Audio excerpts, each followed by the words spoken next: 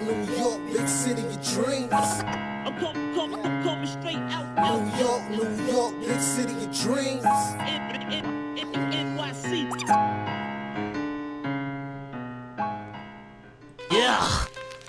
Yeah, what's going on? This is Jailers from Knick of Time Show. Giving you that Knicks talk just in the nick of time. You know what time it is, right? I know what time. You know what time it is, right? It's time for the gunshots You know today. what time it is. It's time for the gunshots. I got my man Roy with me, and the Knicks beat the Pelicans 4 straight wins. 116, 106. Julius Randle with a 30-piece, 32 points, 8 rebounds, 5 assists, 5 of 8 from 3. Oh, man. Yo, Julius Randle with the Pusha T braids. Keep the braids. It's in effect. Yeah. It's in effect. Yeah. Man, we cannot lose when he has the braids. We see you, Dallas. We see you, Dallas. Dallas is up next, all right? Dallas is up next. Next on the list, Reggie Bullock with 16 points, 2 assists. 60% from the field. Okay. 4% from 3. Right. And Alec Burks, raw. I told you about my guy Alec in the fourth quarter. Yo, you was telling me, man. Well, I knew he could shoot now. Yeah, He was actually handling the rock pretty well too. Mm-hmm. He was showing some handle. There you go. Alec hit their handles with 21 points. 7 to 12 from the 58% from the field. 57% from 3. 14 points in the fourth quarter. Let's go. Throwing up the spot. Exactly. And in this game, the assists weren't high. Not only 19 assists for this game. You know, we had to watch out for the rebounds because this is the number 1 rebounding team in the league, one of the top rebounding teams in the league. We about even on the rebounds, but all in all, we took advantage of their lack of 3-point defense, raining down the threes. Before I even get into the details of this game, Raw, let me know. What did you see from this game, man? Tell me what you saw. Well, I mean, it wasn't an exciting game. It wasn't quite a grinded out game. It was a game that you expected the Knicks to win, and they took care of business, man. They weren't even playing their best ball, and they took care of business. I was very impressed. Yeah, no, you're right. They took care of business, and it's the way it started, right? Here's the way. I don't know what the Pels were thinking, but they started out this game raw with Steve Adams on Julius Randle, and it was one of those things that make you go, like, have you been watching? I was glad they did it. Yeah, I was glad they did it because Randle started off 3 for 3 from the 3-point line. Because my boy Adams is not trying to come out there into no man's island. He's not trying to do that. So, and there's also a speed difference. So Randle took full advantage of playing Steve Adams for the first few minutes. I felt like he used that just to kind of warm up. And he used that whole sequence to warm up. He set up Reggie Bullock for a few threes. And that set up the flow for our whole entire offense. And on the other end of the ball as well, I think the Knicks, at least in that first quarter, they did a good job of treating Zion kind of like Russell Westbrook-ish. Yeah. No, they did. They formed a nice wall. Thibodeau's defensive scheme was excellent. They formed a wall in front of him that was just enough for him to give up the rock and enough for the people that was doubling him to get back to their man. It was beautiful defense. Yeah, man, the rotations were good, and in that first quarter, we were fine, but we kind of got in trouble. We had lapses a lot. We had lapses in the defense. I feel like we were pretty good for the first part of the first quarter, and then we took our foot off the gas. No, you're right. There were lapses. That was the frustrating thing. There were lapses. Yeah, and I think the first lapse kind of happened when Zion went out. He went out early, right? Zion went out early. Julius Randle went to follow because he was subbed out earlier than he usually gets subbed out. So right. I got hyped. Tom does that. When they take out their star, he'll take out his sometimes. Yeah, so I got hyped because I'm like, oh, we going to see more Toppin today? Yeah. I got hyped for nothing. Toppin was out. He played 5 minutes. He played 5 minutes. He played 5 minutes. Yo, and we that saw was more. it. We saw more Pelle than Toppin, didn't we? Yeah, we saw We saw Noel more Pelle. Pelle. We saw Noel Pelle. Yeah. And he was a starter. He was a bright spot in that second unit, at least on the defensive end, because to me, when Zion got back in the game, it was Zion versus Toppin. Bruh. That was an L. Zion wasn't having it. He's like, nope. No, he's like, nope. He was like, yo, Randle, get back in the game. Get back in the game. That's right. We need pushing Randle back in the game, so he got him back in the game. But I thought Norvell did a pretty good job of being that rim protector. No, he did an excellent job on defense. For somebody that just came on the Knicks to learn the system that fast and be that effective, I was very impressed with him. Now, me too, man. I know me. I was hoping that Toppin would get some more minutes and maybe do it at the 5. But apparently, Tom and these Knicks, they have a system in place already where they're just gonna plug in shot blockers at each position. They have a framework with the type of team they want. The point guard, they want penetrating. They're the center, they want shot blockers. So no matter what, they're gonna keep that center a shot blocking center no matter what. Because I would have thought they played Toppin at some 5, but you're right. He's locked into shot blocking center. Yeah. The only time I really saw a small ball 5 really was in the beginning of the season, and maybe a couple of games ago, there was like an end of game situation where we had Randle playing the 5 for the last possession. Yeah. To stretch Even the floor. last night, though, he had a small ball kind of thing because he had, at the end of the game, was Quickly, Rose, and Burke at the point. Yeah, exactly. And that's that fourth quarter closing lineup in general. But I want to talk about Rose too, because listen, the second unit, we did get in trouble with the second unit because they couldn't really contain Zion. Right. I also felt like in that second quarter we got into a little bit of trouble as well. We were up 11 points because of that second unit. Quickly, he scored 7 points in 5 minutes. Bruh. I mean, that's my sorry, not the bruh. That's the 7 points in 5 minutes for Quickly. I'm like, he's getting minutes today. Yo, and one of them threes from almost 30 feet, man. Yeah, half court from 30 feet. It was like him and Rose was kind of going off, plus Burks. They carried that second unit and they went up. But I think this is when Zion started to become Zion for real. Where he was pushing the pace. He kind of posted up Randle a few times. There was a play where Zion got the rebound over 3 Knicks and put it back. And was like, get these little boys out of here. He handled 3 guys, man. I saw that. It was crazy. Yeah, like they couldn't stop him. He missed the first one, missed the second. He kept getting the ball back. They couldn't stop him. Yeah, he couldn't stop him. We couldn't stop him. And to me, that was the only time that Zion really kind of got off in my mind, was maybe that second quarter. Really. But it came apparent to me, it's like, all right, the key to this game is shooting the 3. And that's what we did well. And I think Tom did a good job of recognizing that. That's why we saw Alec Burks getting a lot of minutes. Let me see if we go to these. That's why. Also, I noticed they didn't seem to be playing, like the Pels didn't play good defense yesterday. No. I mean, I don't know if that's their normal defense, but they didn't look very good on defense yesterday. Well, Raw, going into the game, the Pelicans, according to the scouting report, the Pelicans are one of the worst, if not the worst, 3-point shooting defenses in the league. Oh, okay. Yeah, they didn't look very good on defense, and I thought this was a good opportunity for us to, I almost think of it like a practice. It's a good opportunity for them to work on their offensive sets and just, make sure they're getting sharp, but they didn't look very good on defense. That's why somebody might look at that roster and say, okay, Brandon Ingram, Zion Williamson, Lonzo Ball, and say, okay, how come they're not a playoff team, but they don't play defense, man? No, they don't play defense. And also the way they even situated themselves early on, I think they had Lonzo playing a little bit more off ball. At this point, Zion is playing more on ball. He's actually Julius Randle. He is Julius Randle, and it's crazy. It's crazy how much they're alike, man. Yep. He's actually they run the offense through him. They absolutely do run the offense to him. And shoot, I need to do throwback. Is it Thursday? Is it Thursday? Is it Thursday?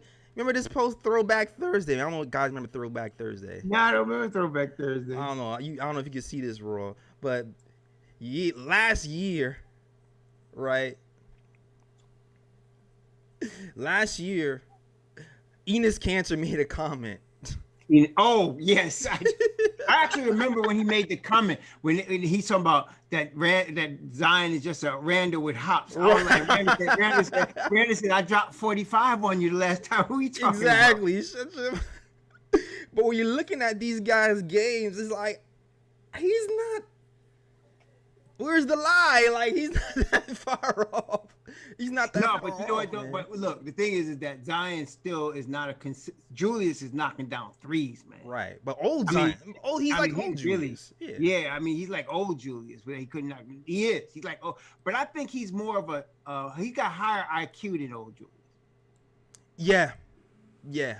At the end of the day, he's more of a team oriented. You know, he's really. I think he just has higher basketball IQ, but he's not knocking down his threes, and the Knicks backed off of him yesterday. Yeah, exactly. The Knicks backed off him. I think one of the keys to this game yesterday really was the Knicks backing off because the first half I feel like we were backing off a little bit, but we were also kind of doubling. Yep. You know who was killing us in the first two quarters? That daggone James Johnson. What's his name? James Johnson? Yeah. He was killing us, man. He was getting off in the paint. Yeah, he was getting off in the paint. And I think they did a little bit better with James Johnson. James Johnson had like a decent quarter. He's averaging, I think, around 15 points a game. I think he had scored 15 points the night before. He did a little bit better on defending Julius once they switched off of him. But at the end of the day, there's nobody over on that team who's really a match to hold Julius Randle. It's not that much. That's right. I'm looking at. They got 56 points in the paint yesterday. We got 36. Yeah. Bruh. Which was the only, that's the only real statistic we lost. You know what I mean? Yeah, but we shot 51% from three, and they only shot 21%. That looks like their stats look like the old Knicks. No, you're right. And this when we had Enos Cantor. Exactly. And this brings me to the fourth quarter. Like one of the biggest keys to that fourth quarter to me was we really laid off of Randle. Of Zion. We forced them to take jump shots. You know what I mean? Zion was open for three a bunch of times. Yep. And we just kind of lived with it. We don't let him ISO, don't let him post. And let these other guys really beat us. You know what I mean?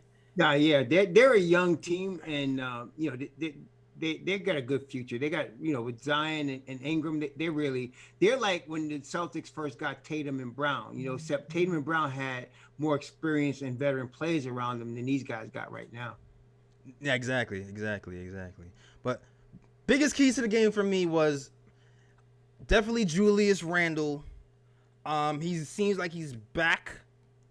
He's kind of back to the old school Randle where he's hitting his shots again. The matchups pretty much highlight how dominant he is right now. So I liked his shooting. His 3-point shooting was on point. Started off hot. The ball movement for him got away in that second quarter. It seemed like he was guarding Zion. When you're guarding Zion, you're gonna exert a lot of energy. He looked like he was getting tired guarding Zion, and I think that's when he started to mess up. Well, he drove me crazy on one fast break. They had a 3-on-1, and he threw the ball away, and I was like, "Come on, bro." Yeah, exactly, and that's the thing with him. When he gets tired, when Randle gets tired, he does the dumbest.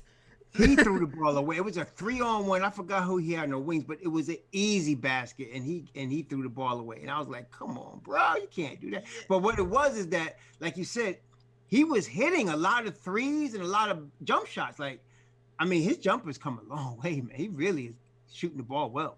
They're right. Jumps coming a long way. 40% from the three on the season for Julius Randle. Also, his mid-range game at this point is second to none. He's shooting 46% from the field. And you go to clean the glass. I don't have clean glass stats up right now. All his mid-range game is in the upper echelon for Julius Randle. You can see it from the shooting to the free throws. to everything. Julius Randle's shooting has just come a long way. That's a big reason why. Really, it has. It right. has. Really has. Because but just like I said, the ball was sticking to him a little bit yesterday. I mean, just a little bit. I'm not concerned with it's like a team like the Pelle. Is when we get in the playoffs. Like if we were the playoffs were to start today, we'd be playing Milwaukee. They will not allow it. They're going to double him and make him cough it up. He's got to get that ball out of the double very much quicker. Yeah, and then what's wrong is like these last few games in particular. We're going to have to figure out how to keep the ball moving more consistently. I know we won a few games with very low assist totals, but I'm not sure we can survive like that with the better teams.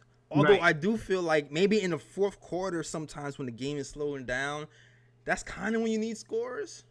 So sometimes just score for you because it's not always ball movement at that time when it's winning time. Yeah, no, I'm just concerned because this is going to be Julius's first year in the playoffs. Right. So he's not going to be used to that type of intensity yet. So all the Knicks, and so I just don't want. I can see a situation where he gets flustered and frustrated because they're doubling him and they're cutting off the lanes where they know he's going to look to throw the ball, you know. And so I just want him to just right now use these last 16 games to kind of practice.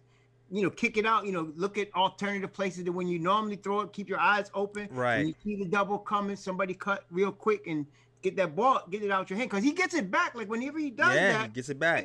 They'll get it back to him. You know, so he just has to trust that process. Sometimes he does, sometimes he doesn't. Yeah, man. Ever since that Heat game, I feel like he's starting to shoot more. Remember, I keep referencing that Heat game where he says he feel like he waited too long to get going. And I feel like ever since that Heat game, he comes out that first quarter saying, I'm getting them shots. Like, I'm taking more the defense gives me sometimes, but I'm getting them shots. And it's worked out for the most part, but I think the team though seems to be following suit with that sometimes. And and our overall assist numbers haven't been as high as it should be. You know what I mean? Our assist numbers have been stinky for the last week, man. For real. But I mean, for some, but it's been working. And listen, that third quarter, we got 40 points in the third quarter. Yep. To 37. Yep. It's the Ubra. It's the rare Ubra. I like to call it Ubra. I'm watching this game thinking, we gunning 40 points, but I know Tom is out there pulling his hair out because he's like, what the hell, 37 points? Yep. And this is when Ingram started to get off. Yep. Ingram started doing his thing at that point. Mm-hmm. And to me that was the threat. Cause I know Zion is a threat, but you know, you don't have he doesn't have the jump shot. So at times you can give him the Elfrid Payton or old school Julius Randle treatment and and kind of lay off. Right. With Ingram, you add his mercy a little bit, even though he's not as good as a playmaker. So no, but Ingram is like a budding superstar. He's not there yet, but he's coming. You know, both of them guys, you know what I'm saying? It's like I said, they're like the young version of Tatum and Brown. They're not there, but they're gonna be a problem in the future, man. Yeah, they're gonna be a problem in the future. But the fourth I just wanna talk my stuff a little bit, Roy. I'm gonna talk my stuff a little bit, okay? Go ahead, bro. Go ahead. Fourth quarter, all right? Your boy. The fourth quarter, right? My man. Your boy. Alec Buckets. Yes. Oh, there you go. Alec Buckets. I like that.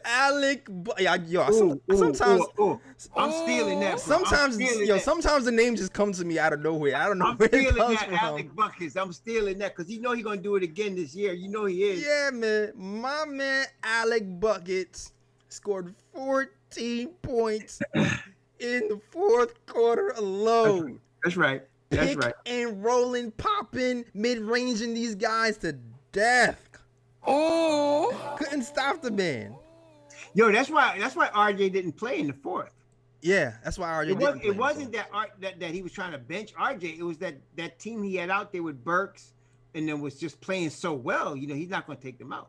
Yeah, no, you're right about that. Between the 16 points from Burks, who was shooting well, Alec Burks at this point, Alec Burks wasn't really playing. He's playing okay in the first part, but you know, the fourth quarter is where he shines. And this is what I was saying about Alec Burks before you and Alec judge me for saying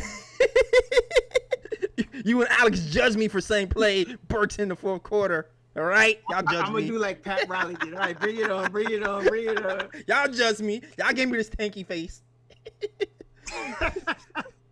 No, I always told you he was a playoff scorer. I just don't like him handling the rock, but he handled the rock good yesterday. He did. Yeah.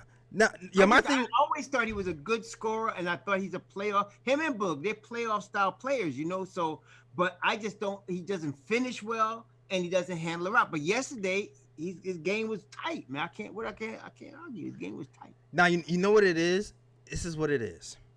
This is a team, like they said, they were scouted. The Knicks knew that to beat this team, you had to shoot the three. You had to shoot the three. That's why you didn't see Elfrid Payton in that fourth quarter at all. That's why we went through all shooters in that fourth. And that's why even Derrick Rose, you didn't really see Derrick Rose in that fourth quarter that much as well. Didn't he play? Derrick played in the fourth. He played a lot though. He played a lot. Derrick Rose played a lot. Yeah. I'm talking about closing. He was over his. He was 28 minutes yesterday. Yeah, he was 28 minutes yesterday. Elf was on the shelf yesterday, so I'm cool with that. That's all good. I'm cool with that. But the thing about Burks is he's a guy, like I'm always talking about plays off for Julius Randle so he can be rested up to take some shots in the fourth. And that's kind of what happened. It just allows Julius Randle to take some plays off because when everything goes through Randle, he kind of gets winded. That's when he starts to make the dumb mistakes, the short jumpers and the dumb turnovers at the end, and he gets tired. And that's right. When it comes playoff time, it's weird I'm talking about playoff time. When it comes playoff time, I know, we're talking about playoff time with the New York Knicks, baby. Yeah, man, playoff time with the New York Knicks in 2021. Who knew? Right. Man, who knew, man? We were supposed to win 22 games. But when we talk about playoff time, that's what we're going to need. We're going to need to preserve Julius Randle in spots, especially because considering, Tom played him 42 minutes last game. We can't have we're talking about the quality of the 42 minutes. You know what I mean? If it's 42 minutes and every single play is running through you, you're going to run you through the ground. I'll be honest, it didn't look like he played that. When you watched the game, it didn't look like he played that many, but he did. I mean, it didn't look like he played that many minutes. It wasn't like a grinding 42 minutes. It didn't appear that way. No, it wasn't. It was a free-flowing thing in that third quarter. And at the end of the fourth, Alec took over where he didn't have to touch the ball as much. That's what it was. He didn't need to – Julius didn't need to do nothing because Alec was handling business, man. Exactly. He was handling business. So, I mean, it is what it is. With Alec Burks take over, Alec Burks at this point, we have two. It's crazy, but we have two players on this Knicks team who are top 4. I know. In fourth quarter scoring. Yeah. Emmanuel Quickly. And your boy Julius Randle. Alec Buckets. Alec Burks and IQ. Yeah. IQ. Alec Burks and IQ, man. Top 4. Both of these guys are in the top 4 in the league in fourth quarter scoring. And that's why you have to have Burks in the fourth quarter and at the point guard. Because for me, he just seems like he's been playing better as the ball handler. When he was in that 20. He really is a closer, man. Shoot. Exactly. He's gonna be big time. When he were in the playoffs, we're gonna be glad we got Alec Burks. I think he done earned himself a multi-year deal. Absolutely.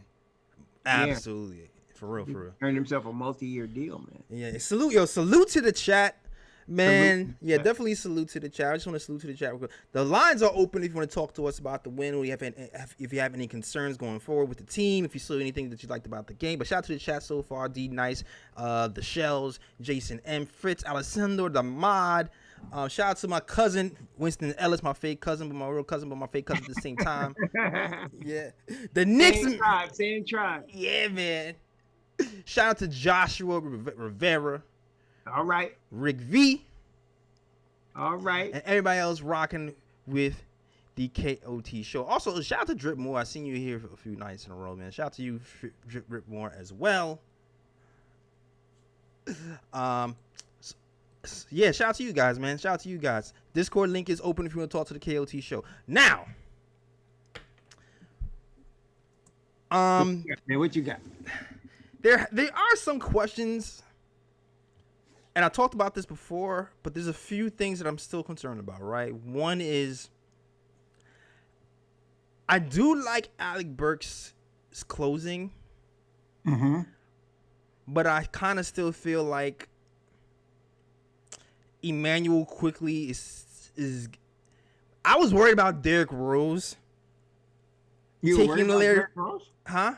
You mean like taking quick touches? Yes. Okay. I was worried about Derrick Rose encroaching on Quickly's minutes. Okay. I was, but now it seems like Burks is doing that, and I'm kind of torn. I'm not gonna lie. I mean, they all played together yesterday. Now, I mean, you had all three of them on the floor for the fourth quarter yesterday. True, but when you So it wasn't too bad, man. I mean, I was actually a little surprised that Tom ran that lineup. I liked the lineup, man. The Rose, and actually it's weird because Burks was the point, and Rose and IQ were on the wings, man. It was like a 3-guard set. It was interesting, man. Yeah, it was a 3-guard set, but like if you look at the minutes distribution, right? Okay. Quickly played. What he played? Quickly played. Oh, he only played 10 minutes. Exactly. Yeah, he only played 10 minutes. But our boy Rose was 28 minutes, and of course Burke was 22 minutes. All right, so exactly, and well, so in retrospect, my fear is still kind of like Rose played the lead guard. Quickly, he's now being designated to a shooting guard at this point, which is Yes, he is. which is kind of what I was worried about when Rose got here. I mean, it is what it is right now. I still do feel like long term is going to help to get Quickly some point guard minutes. But the more Alec Burks is starting to establish himself as a guy who can be reliable at the end of the game, the less likely we are going to see Quickly. Yeah. Now I'm wondering. Okay, let's assume, right? Let's make some assumptions. Let's assume that Tom continues to play Alec Burks at the point for the rest of this season. And let's assume that the Knicks push whatever, like if they go in the first round, but they push whoever to 6 or 7 games with Burke running a lot of point. Are we still going to get? That should not deter us from getting Lonzo Ball. Right. No. I am all in on Lonzo Ball no matter what. Not deter us from getting Lonzo Ball. So. Now my thing is you just take Peyton out at that point. You take Peyton out. You put Ball in. No, you let Peyton walk, right? Yeah. And then even if you have Rose here for another year or two, he's not. How many years does Rose really have left, right? No, yeah. If you let Peyton walk, you bring Ball in, you can still run Burks at the point at times. Right. Yeah. Especially in the fourth quarter when you need a stretch one, because the way we killed them was we just set picks at that 3-point line, and he just went off 40 points, and then until they switched. And then all of a sudden, now Randle's rested because he got to rest for like 10, 15 straight minutes, and now you can let Randle go to work. No, that's right. So it worked out for us. But that's exactly what happened. Because Randle played it just didn't see. And it says here that RJ played 28 minutes. It didn't seem like he played that long. Nah, he played 28 minutes. Hold on, let me look at that's what it says. It says he played 28 minutes. I looked to me that he didn't play the fourth at all. RJ did not play, at least in the closing minutes for sure. He didn't play. Yeah. But RJ did not play the fourth quarter at all. Yeah, that is for sure. And so I mean, but he got 28 minutes, and of course he was 2 of 10. I mean, and then Bullock played. I can see Bullock played 35. Taj played 35. That makes sense. They was both playing really good defense. Really good defense. Yeah, and for Bullock has to stay with. He's our best chance against Ingram. Yeah, exactly. So he had to play the minutes to kind of keep him in check, and as much as check as we could to keep them anyway. Of the people that are in the rotation right now, he's the best perimeter defender we have. Right. Yeah. So he has to be like that. So we had no choice. So in your eyes, Raw, you're not worried about the Quickly thing as much as I am, I guess. Well, this is the thing, though. I mean, I'm only concerned in this regard. Tell me if you feel. I feel like Quickly is believing he can be a point guard, but they're not letting him be a point guard. Right. I feel like he wants to prove he could play the point. Right. And he's not getting that opportunity right now. No, you're right about that. Now, I don't know what's going to happen. I don't know if they're going to say, well, whether you like it or not, we're going to make you a shooting guard, but off the bench. But I think he wants to prove, because that's what happened at Kentucky. Everybody was like, he could be a shooting guard, but not a point guard. But he was like, no, I could play the point. He kept saying, I could play the point. He wants to prove he could play the point. Yeah, and to this point, he's shown semi-flashes, but if this is working and we're winning this way, his chances to play the point are going to be lesser and lesser. You're right. Absolutely. You're right. Especially when we come to the playoff time. That's right. But hopefully, I'm hoping this year to me is gonna be a wash for quickly at point experiment. And I know some guys are happy about that. Me, I'm looking long term. I'm mixed. I want to win too. I'm at this point where I just want to win. So, but I have a mixed bag about it. I know we can get that development back next season because he's gotten some minutes this season anyway. But I was hoping we'd get more run at point guard. But at this point, I'll deal with the winning and him getting a spot up shooter and playing point guard. Exactly. Exactly. So I mean, it's not about if we're winning, why change it? You know what I mean? If we're winning, why change it? Hopefully, he'll get more minutes next year. And my hope is, and that could be a false hope, but I'm hoping that because now Burke has gotten very comfortable handling the rock over these last couple of weeks, that now he's just looking better with it. Yeah. Because at first he looked very shaky. Like when he first started doing it, I was like, nah, man, stop. But yesterday he looked in control, man. Yeah, it's not the first. I'm telling you, and there was a few games where he looked in control, Raw. He's going to be fine, man. Now, I'll be honest though, when Zion came up on him in the fourth quarter, he was a little shaky, man. Yeah, but he pulled up in his grill with the in his. Yeah, he did. He pulled up in his grills like, I'm about to play that clip again. I don't know what to play. He did. Man. But I mean, he did in the third quarter. I was shocked. I said, this cat looks like a real point guard. Like he's handling the rock, man. Yeah, man. PG Burks, Alec Buckets, man, is here to stay. Yeah, we got some decisions to make, Raw, about who to keep. Yo, but I like what your boy Alex said the other day. Like he said, look, even if we sign, like I was looking at Bullock's contract. Bullock has only made $14 million in his I wish I made $14 million, but he made $14 million in his total career, and so he's not going to be signed for more than $7 a year. That's I think he'd be happy with that. Now, Alec Burks signed for $6. Neither of these guys are getting more than like 8 or 10. They're not going to pay this. So, and what Alex said the other day was very pointed. With like, we could always trade that contract if we need to. If we signed him like that, it won't stop us from getting the max play if we need it. Right. Yeah. No, that was a good point. So we can still pick these guys up if need be. If a max contract guy comes available, to have a guy like Burks as a trade asset to match salaries is going to work out for us anyway. And I want to make a prediction though. What was that? I wouldn't be surprised to see Frank Ntilikina on the New Orleans Pelicans. I wouldn't be surprised as well. I definitely think he might be a player going out, and I said that during the season too. No, but I'm basing it on. Did you see the conversation with him and Zion at the end of the game yesterday? Yeah. Zion. I read that. He said, "What's going on with you over here?" He said like that. Yo, Frank is friends with everybody. I don't know if you noticed. Frank said something because Frank had his mask on, Zion didn't, and I don't know what Frank said. And then Frank had his hand out, and then Zion didn't see his hand out. And Frank kept his hand out, and then Zion came back and gave him a pound. But I was like, oh, and it was him, Zion, and RJ talking. And Zion was looking at Frank like, what is going on? What's happening over here like that? And Frank said something, and Zion was shaking his head like this. So I was like, okay, I could see Lonzo leaving and then bringing Frank in. I could definitely see Frank being part of a package. Although I'd rather see him on Toronto, to be quite honest with you. But yeah, Toronto might be the spot for him. Yo, salute to the chat. Listen, the Discord link is open. Oh yeah. So you can talk to us live on the air. Just click that link. There's a link that's pinned to the top. All you gotta do is click that link. And follow the instructions from Fritz, and you'll be able to talk to us live on the air. All right, so you can definitely do that. I see you in the queue, pal. I'm gonna hit you up right in this second. All right. But yeah, hit that link to talk to the KOT show, and we'll talk some basketball. Okay. Now let's see. I see my guy chilling. Let me see if he's ready. Let me see. All right. Hold on a second. We got. Hold on. All right, we got my guy chilling. Hey, yo, pal, I dragged you in the chat. Waiting for you to set up. Yeah. What's really, really, really good? What up, Jay Ellis? Welcome back, bro. Yeah, man. Welcome back to you. What's up, yo? What's up?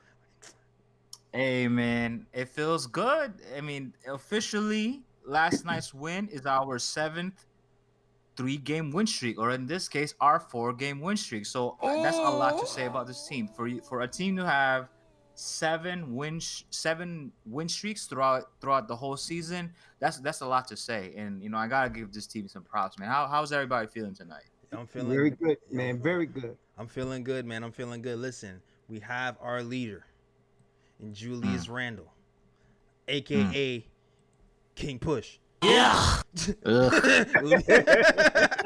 Got us on a 4-game winning streak, get into the playoffs, overperforming for the first time in years. I'm happy, man. I'm happy. I mean, what's not to be happy about? They're top defense in the NBA. They're 2 games over 500. They're the 5th seed, or they're the 6th seed in the East right now. I mean, exactly. I mean, look, man. I mean, as much as I want to give Randle some props, we technically have the same players here, but a different vision. And so I really want to give props to Tibbs, because last night's game just shows his coaching acumen. Like, he was just like having fun with it. Like, he was like, I'm gonna show you guys some defensive plays that like you have not seen us do all year long. Like, exactly. I call it the Great Wall of Delancey. That's what we set up to Zion. No, he did it just like the man said. He did it just like that. That's exactly what he was doing.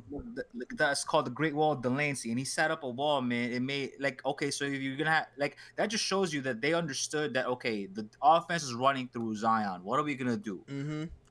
We're gonna put 3 to 4 people on him, and Bullock, you go handle BI. That's all you, dog. You gonna BI, dog. Exactly. You handle it.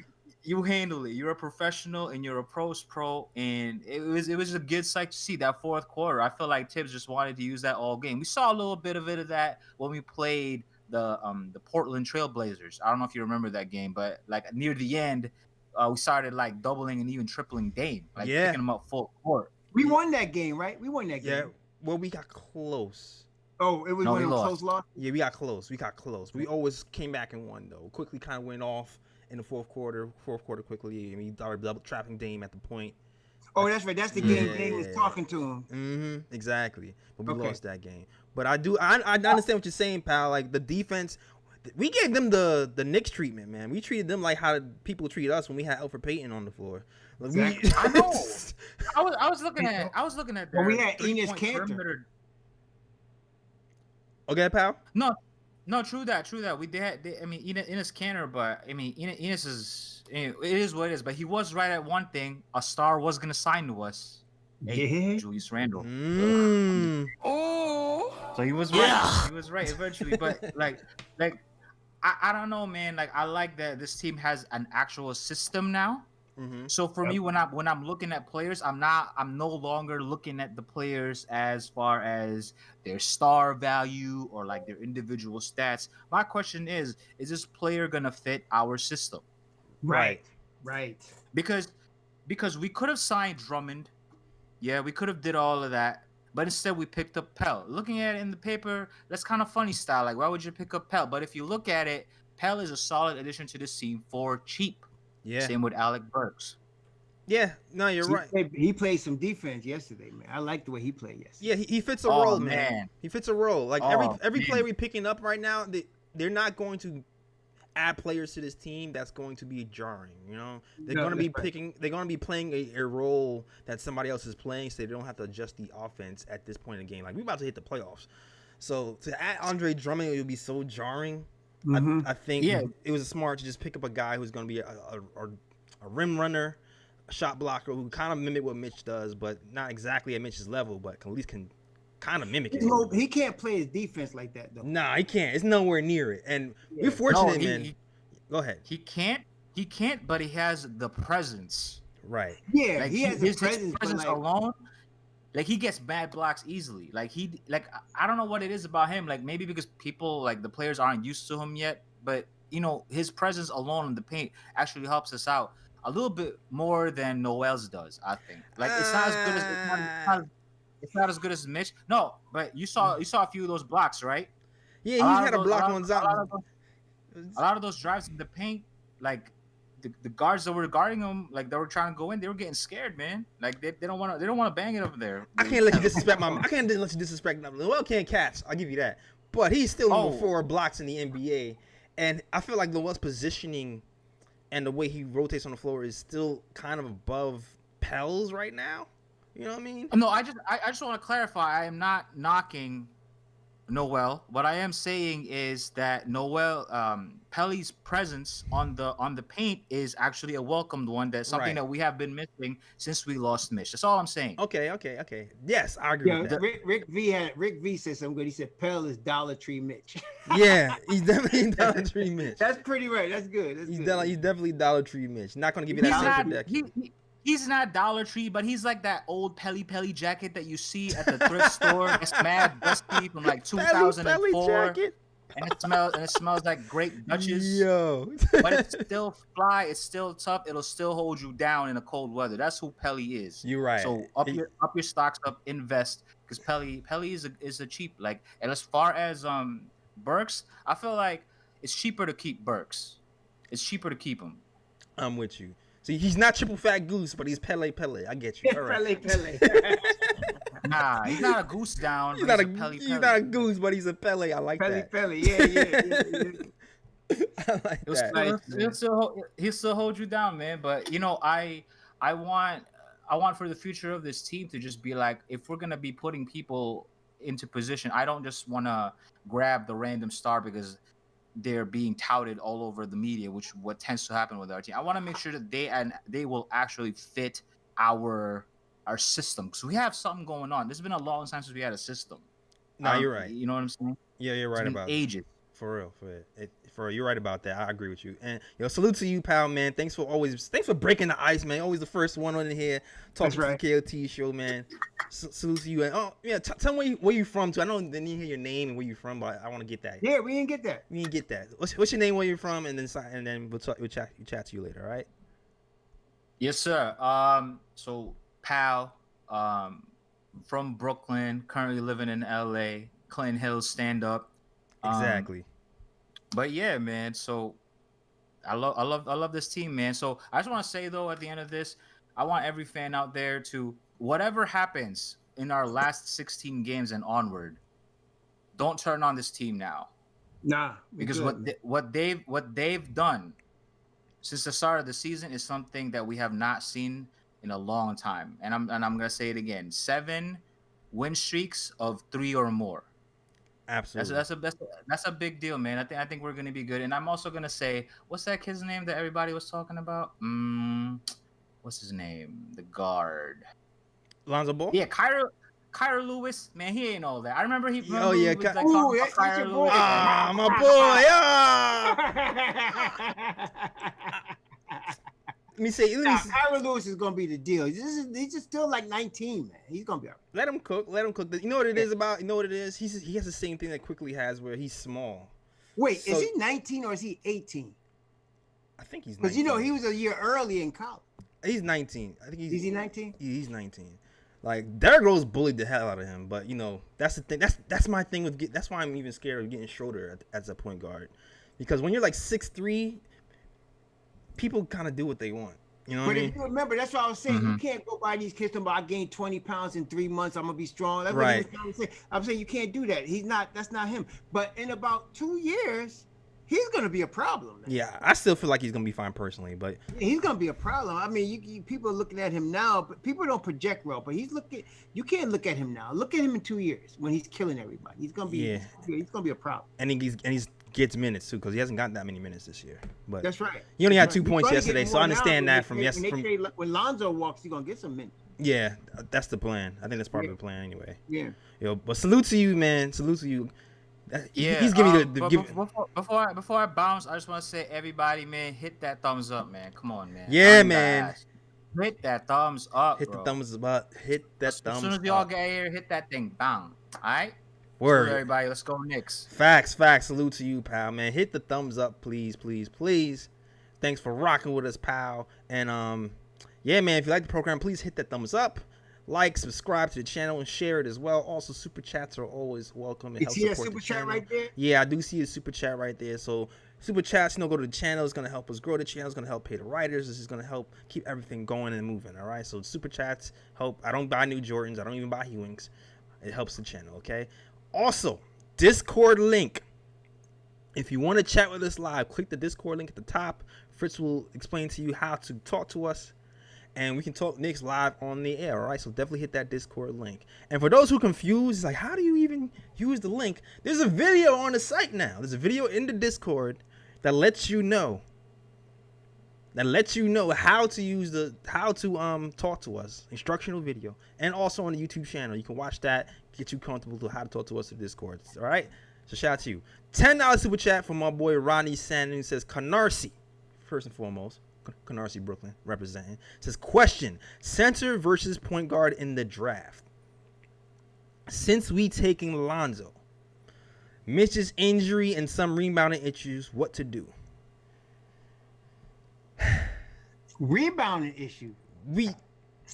And why everybody always ditching Mitch, man? Why don't y'all leave Mitch alone? He gonna be fine. Because they say like they not, people are scared when they see somebody hurt. They're not sure how long and short term. Yeah, but we got backup. That's what we ain't missing. Not only that, we don't. I would say neither. You know what I would say? We need a wing. We need a shooting wing. Yeah, We could play some defense. I like this kid in Oregon, Duarte, man. Yeah, you're reading my mind at this point. I'm thinking wing or point guard at this point. Only if it's wing or Suggs point guard. or Cade, which is not going to happen. But if we had Suggs or Cade, no question, we take one of them. But outside of that, we need a shooting wing that can play some defense. I like this Duarte kid. He's a 4-year player at Oregon. He shoots the ball very well, and he plays excellent defense. Okay, and the Cade, man.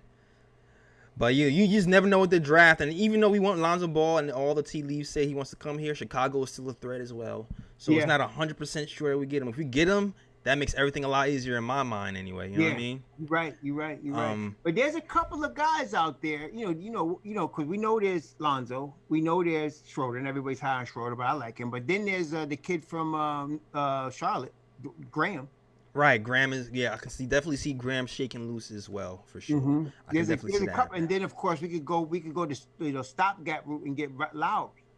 Yeah. And salute to the chat, man. We got some. Salute to the chat. First of all, I saw Nuggy Fresh in the building. Shout out to Nuggy Fresh, man. I saw you coming here earlier. Shout out to Rich Jim, Tramel Green, HSPY. Shout out to Iller, Ronnie Sannon. Shout out to Ayo Pow. Says his $5 super chat says this is a team star. Berry deserved. Imagine prime star Berry running point. Nobody would see the ball. Yeah. Oh yeah, I can imagine that. Let's go Knicks. P.S. Brooklyn will always be a Knick borough. Right about that. Right about that, baby. You right about that. You ain't man. joking. Salute. All right, we got another caller in the queue too. We're gonna have coming to the queue. First time caller. I think I seen him in the chat though. I recognize him in the chat. Let's see. Who is it? Who's knocking on the door? Oh, it's Gil Mack. Hold on. I'm not even sure if he's ready. I see him in the waiting room. Okay. I'm not sure if he's ready at this point. Someone says, Nick, shout out to Jay Ellis, man. Yo, shout out to you. Shout out to you, Nick. Shout out to you. All right. I'm waiting. Yo, Boricua's in the house. All right, Mendez. Yeah, Boricua is definitely in definitely in the house. Definitely in the... And we talked about, I talked about Dennis Schroeder. You wasn't here when I talked about Dennis Schroeder the other day. Mm-hmm. But did you hear the news that the Knicks they see Dennis Schroeder as a possibility? I know you were thinking about that. Having him.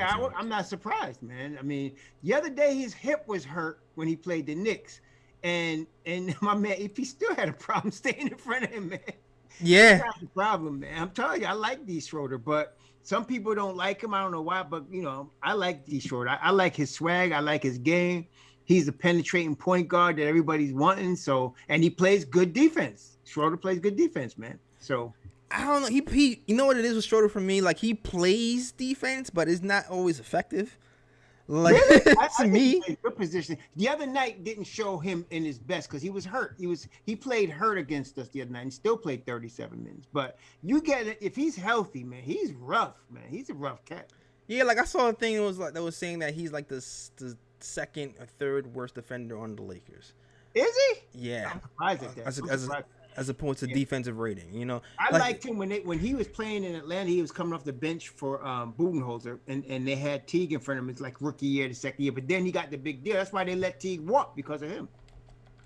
No, you're right about that. You're definitely right about that. But he's a guy who's gonna pressure you full court, and he's good for that. He's good for putting the pressure on you full court. But and not only that, but he could get to the hole at will. Man. He can get to the hole. He's a mid-range killer, like the long Yeah, range, mid-range. Will. This guy, you talking about somebody that can penetrate. Phew, this is your guy. Right. Well, I mean, I'm not like he's not my first choice, but I'm saying I think I would not be crying if they signed Schroeder. Okay. And all you guys talking about Josh Giddey, I just want to tell y'all do know Thibodeau coaches the team, right? I'm saying, why are these people bringing up point guards like they're gonna play next year? No point guard he draft except Cade Cunningham's gonna play next year. No, you're right about that. You're definitely right about that. No point guard. I mean, you talking about Lonzo or Schroeder or even Lowry or Devontae Graham. All of those guys will play before whoever point guard sees the floor. You know what I'm saying? Tibbs don't play no rookie point guard. Nah, you're absolutely right. He doesn't play rookie point guard, and that's why when people start to get like, "Hey, we can't trade any picks," I think at some point we're going to have to trade picks because of the way the amount of young players that we have already. You know, we have half young. It's like kind of half and half around right now. That's half right. young players, half vets. And this team is not going to stock the whole team full of young players. That's just not going to happen. No, they're not going to do that. Not with Tibbs. You're going to have a mix. And so right now, you're talking guys that are 23 or younger. So you're talking about Mitch, IQ. You're talking about RJ and probably Knox. And then I think they're going to trade Frank. I think they're going to use him for trade. I don't know why they didn't trade him at the trade deadline. So they're going to trade him in the summer. They're going to sign and trade him or something. But I would love this. Frank's my favorite Knick, but I just think they're going to trade him, and I hope he goes to a team that wants him. So, but other than that, you got 4 players 23 or under, plus Julius Randle's 26. So they're going to look for some more vets. They got some good vets. You're probably right. They might look to package these picks and see what they can get. No, you're right. What do you think? What are you looking at? What would you look for if they're packaging the picks? Oh, you already know what I'm looking at. We talked about this so many times. You already know what I'm looking at. You talking about Levine? I'm looking at Levine, man. I'm looking at the Bulls situation. No, I don't have a problem with that. I'm looking at the Bulls situation to package picks and get Levine. I know. I have no problem. Oh, also, there's some sleepers though. What you think about this kid Kendrick Nunn on Miami? I like Kendrick Nunn, but he's like a point guard though. So it's like he's not a shooter. Like I don't want a thing where we're just getting more non-shooters on the team. Like that's okay. You know, I could have swore this cat shot like 40% from 3. Did he? Maybe he's improved. I haven't been keeping up with him as much as I used to. There's 2 players on Miami that somebody might be able to snatch. There's him and Duncan Robinson. Oh, you're talking about that? Okay. I see what you're saying. Yeah, I'm saying what you're saying. Yeah, okay. No, I like him from Miami. I'm Nunn, confusing. Right? I'm talking about Nunn. Is it Kendrick Nunn or was something else Nunn? I thought it's. I think I'm confusing my nuns. Because there's a nun from Chicago. Yeah, no, not him. No. Yeah, the Miami. No, I would like him. Yeah, because his name is Kendrick Nunn. That boy is good, man. I was like, shoot, this guy's pretty good. And I would like him. And he's up for a new deal, and so is Duncan Robinson. Well, I guess it depends on what is their cap looking like and their likelihood of them. What happens is when they can re-sign those kids, but it depends. Because they have their rights. Offer them. It depends. Yeah, it depends on how much they offer them. But I'm saying, like Duncan Robinson, to me, is Bertans as a full-time player that plays defense. Right. He could shoot the rock, boy. You talk about somebody that could shoot that gun. Nice. And none that could just play flat out play ball. He's a ball player, man. People saying Heat fans don't really like none. Yo, hold on a second too. Salute to the chat first and foremost. The Discord link is still open. We have somebody in the link with, I think their mic isn't working according to Fritz. Shout out to Fritz who's moderating in the background. Fritz is the man. Yeah, Fritz moderating in the background. He said his mic isn't working. But if you want to chat with us live, click that Discord link that's pinned to the top. And you can chat with us live. And Fritz will kind of walk you through it. And there's instructional videos to let you know how to do it as well. All right? All right, cool. And you know what? Before we even get into like the who's available too, because I know that's where we're going. I haven't paid the bills in a minute. I haven't paid the bills in a minute, bro. I haven't paid the bills. I haven't paid the bills in a second, bro. haven't played the bills in a second, so let me pay these bills real quick. We don't want to get evicted, man. You got to pay the bills. Yeah, gotta pay the bills. All right. So shout out to our first sponsor ever, Manscaped, and shout out to you guys, man, who's showing the support because numbers are good. The numbers are good with Manscaped, so yeah, definitely supporting hitting that promo code. All right. So the flowers are blooming. The grass is growing. It's time to chop those weeds. Thanks to our sponsor at Manscaped, you can trim your holes safely and efficiently. I'm telling you about the ball trimmers, all right? From Manscaped, the global leaders in men's below-the-waist grooming have an exclusive offer for you. For our audience, use the code KOT to get 20% off and free shipping at manscaped.com. Join the other 2 million men who trust Manscaped. That's right. Be like the squirrel, man. Be like the squirrel. Take care of them nuts. Yeah, be like the squirrel and take care of them nuts. They're here to make sure you're trimmed and smelling nice. After all, it's time for some spring cleaning. So shout out to Manscaped, who's selling these trimmer 3.0s. That's going to shave you down nicely. It's not going to pull your hairs. You don't want down there looking like, Fizdale's hair, man. You want that to be shaved down. You want it looking quiet. So take care of that. And also get that ball deodorant because it is the spring and the summer and it gets sweaty down there. And you don't want your girl looking at you funny, all right? Exactly. So shout out to Manscaped, our first official sponsors, and they definitely take care of us, all right? Now let's get back to this free agency talk. All right, so Nunn is a 36% career 3-point shooter, and this year he's shooting 91% from the foul line. 31%. No, 36. 36. Okay, so 30. He's a career 36, and he's shooting 91 from the free throw line, and his career is 87. This guy is pretty good, man.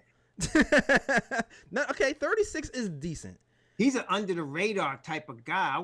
You're right though. He's a point guard. He's an undersized point guard at 6'2". So somebody said, "Show how Manscaped works on your face, JLS." Now I'm gonna go to the barber. Okay, listen, guys, listen. You don't want to cross pollinate, all right? You don't want to cross pollinate. You want to have the separate clippers from your face than your balls, all right? Don't cross pollinate. These don't go on my face. I'm hitting the barber up this weekend to shave my face, all right? So pro tip. Pro tip. Oh my god. Oh sure. Elliot off the chain, bro. God. Oh man. Salutes. Yes, being like a squirrel. Yo, when my hair grows too, my wife said, "You looking like Esau."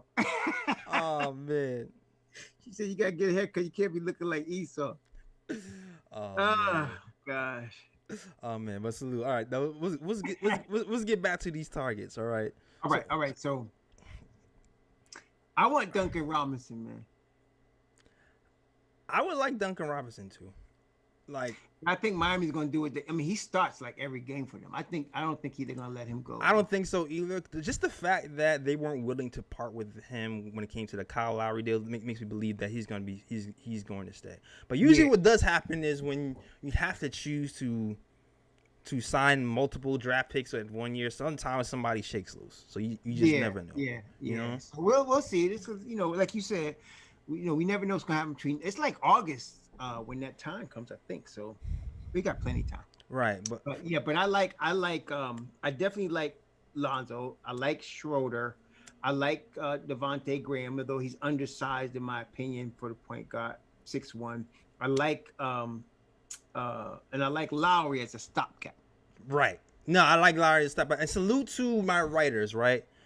Because they wrote a really good piece about the stopgap point guards, not like Lonzo. So, and the guys they mentioned was exactly that: Kyle Lowry for sure. He mentioned Chris Paul, but I'm not sure Chris Paul is that realistic considering he has an option. I can see him picking that up. He is not going to give up 40. Yeah, he's not giving that up. No. But also, the Utah Jazz point guard too could be an option. But he's in a winning situation as well. So that's going to be a money talk situation for. Yeah, not only that, Conley is a little bit more injury prone to me. Just a right. little I don't want to be signing nobody as a stopgap and they get hurt. You know what I mean? So Lowry's more. I think he's a little bit more durable. Absolutely, Yeah. absolutely. I'm down for the Lowry coming to New York for a stopgap 1 year situation as well. Also, when you're talking about wings, I know there was a swap that happened. The Knicks were definitely looking at Norman Powell. Oh, for sure. And, and Gary Trent Jr. Both of these guys. Both of those guys. Yeah, right. Absolutely. Gary wings. Yeah. Gary Trent Jr. Man. Woo. Yeah, but see, I mean, logically, right? Toronto did not trade to get him to let him walk. Right. They're going to pay. They're going to match whoever, whatever. I'm saying we put our hat in the ring, but realistically, they're going to match whatever we offer him. No, you're right about that. It might be more realistic to get Norman Powell, if anything. Yes, it might be more realistic to get Norman Powell. Right, because Portland, Portland, they don't like to spend money all that time. No, well, not only that, he's in the West. That's gonna be a harder road for him. So if he comes over to the East, he gets paid, and he's on a playoff team, and he's starting. So you're gonna want that. Yeah, exactly. You kind of want that anyway. Yeah. So I can see the Knicks making a play for both. I can see them having a more realistic time getting Norman Powell. Yep. I can definitely see Dennis Schroeder. Devontae Graham is the same thing for me, where he shows glimpses.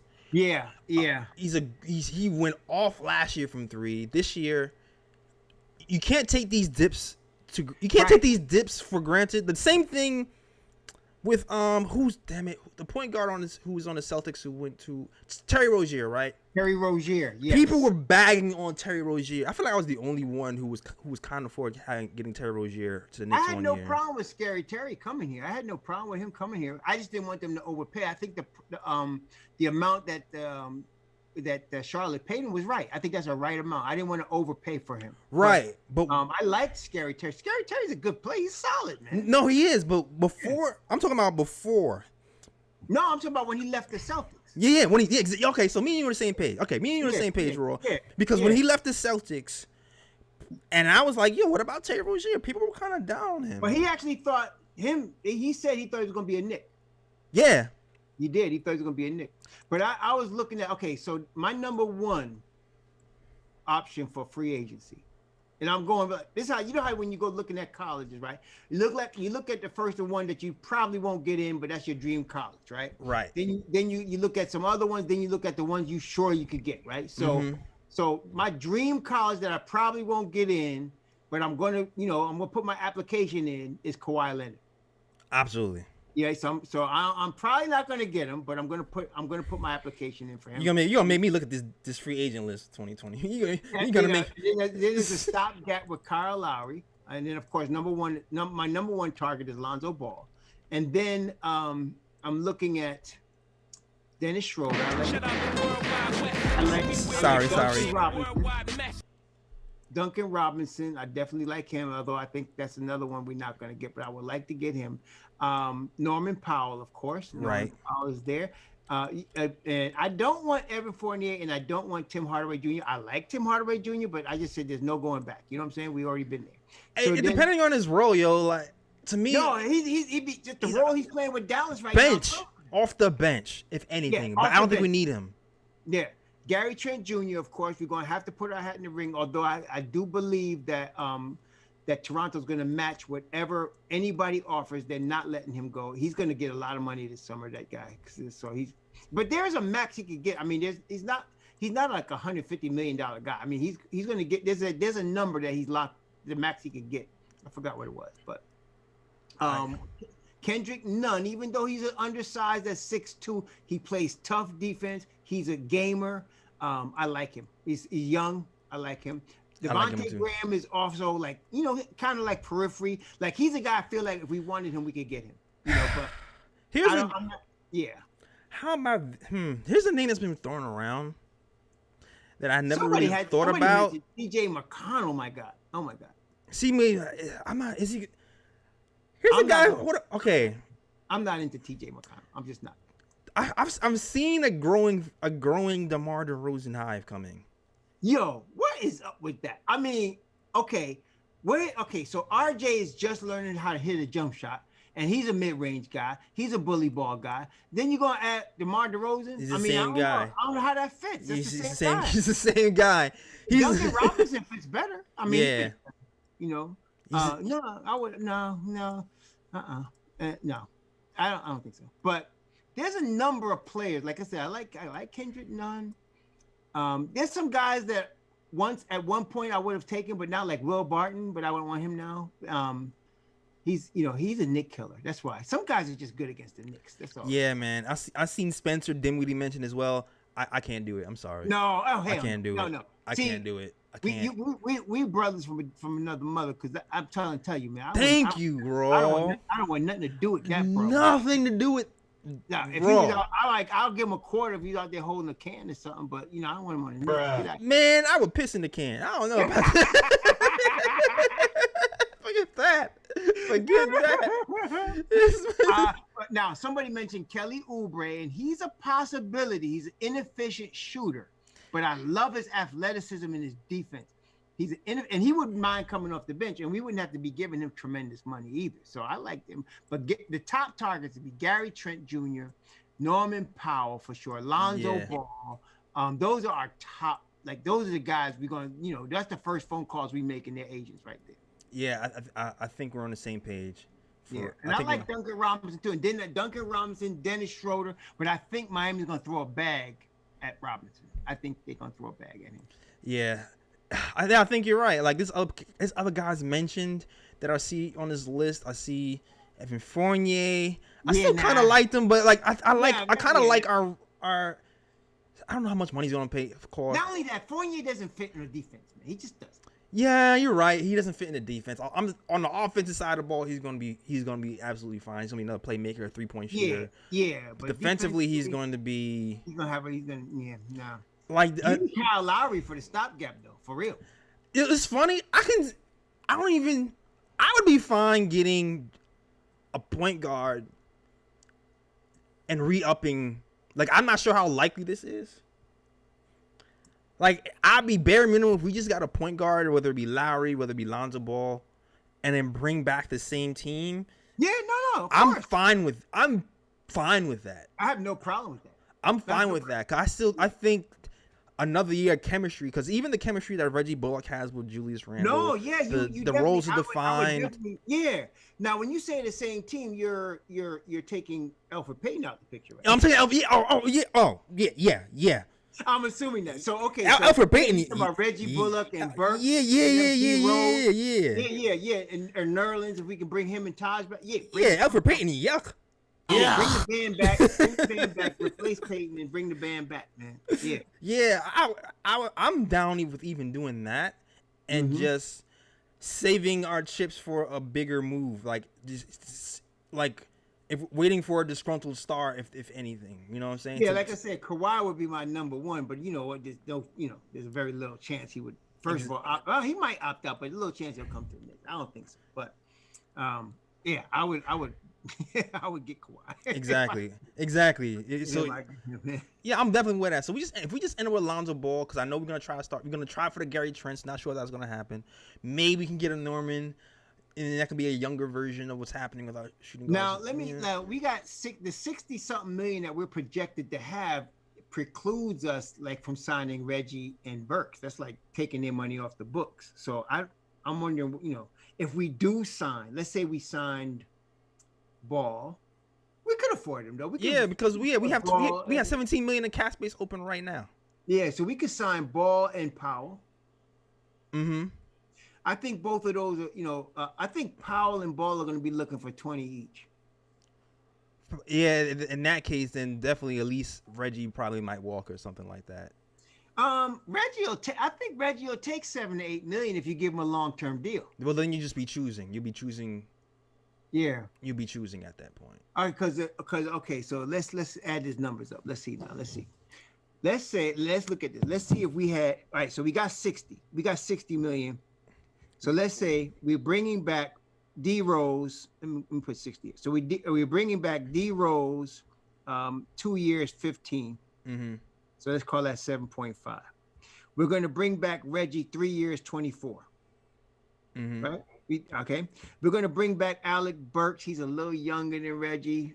I'll give him 4 years, 36. What you think? You said Reggie 4 years, 36. No, Alec 4 years, 36. Alex, Reggie, 4 year, yeah, Reggie 3 years, 24. 4 years, 36. Yeah, it's 9 a year. That's not. I'm fine. I'm fine. Anything between 7 to 10. I think those three. Okay, so now we got back. Now we might not be able to keep Nerlens. You might be able to keep him too. Like, you know what it is too. When you're a winning team. Like I hope if we just get Lonzo Ball and keep everybody else, that'd be perfect. But when you're a winning team, here's what happens. Come, right? People want to come. People want to come. A, more people want to come. B, the people that are here look better to everybody else in the league. So the pricing doesn't necessarily stay the same all the time, and they might go with the money. If they go, oh, this is how New York used them. We can bring them over here and pay them. Like that can happen. So that's why you usually don't even see teams staying together for that long, especially teams like us. If a bunch of our guys are on 1 year deals. Well, in that case, I think we might lose Burke before we lose Bullock. Because Burke is a more he's a more in demand guy. He's young. Right. He's like 27 and then 28, and he's a scorer. So I'm looking at so in that case, we would lose Nerlens, we would lose Burks, we probably bring back Taj. All right. So I'm looking at it. Will we have to pay 20 for Lonzo? See, that's we have to pay 20 for Lonzo, and that's when you start to look at maybe Fournier, because at least Fournier could be kind of a playmaker. You know what I'm saying? He would play the Burks role. Because if we want to bring back our crew, right, we could really add just one player. That's true. People are saying cut Frank. I can see Frank being moved too, so you got to think about that. No, but Frank is not. Yeah, that's not coming back. So I'm counting that. So we got 60 million. Frank is not. No, we're gonna have like 65 million. So if we're going to bring back everybody else, right? If we're going to bring back Taj, if we're going to bring back Burke, if we're going to bring back Nerlens, if we're going to bring back everybody except for Peyton and Frank. Mm-hmm. We could afford Lonzo, but we couldn't afford Lonzo and Powell. Right. Well, if that's the case, if it's between Lonzo and Powell, that's an easy decision. You go Lonzo, keep him moving. Yeah. And you get a stopgap.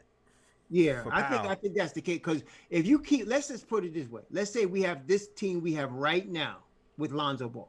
Mm-hmm. That's not bad. No. I think this team with Lonzo right now, okay. I need to read this article shout out to Ken, man.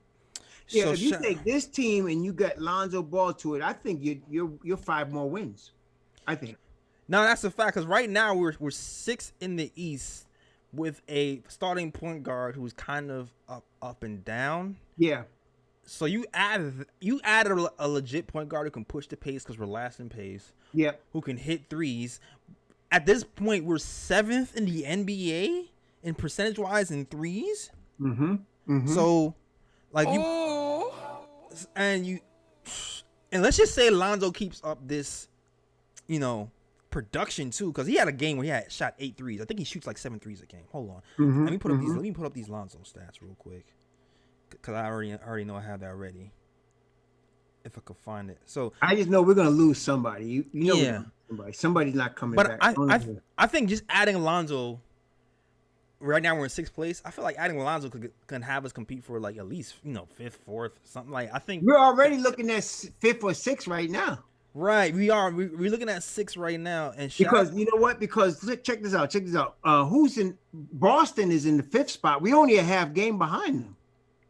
Absolutely, yeah. And shout out to. Hold on a second. I mean, let me see. Let me look at the schedule, man. And shout out to my guy Ken, because he wrote a whole article about the Knicks playoff battle. It's a really See, look at this now. Tonight, like. Atlanta's playing the Bucks. They losing by 16 in the 4th. Okay.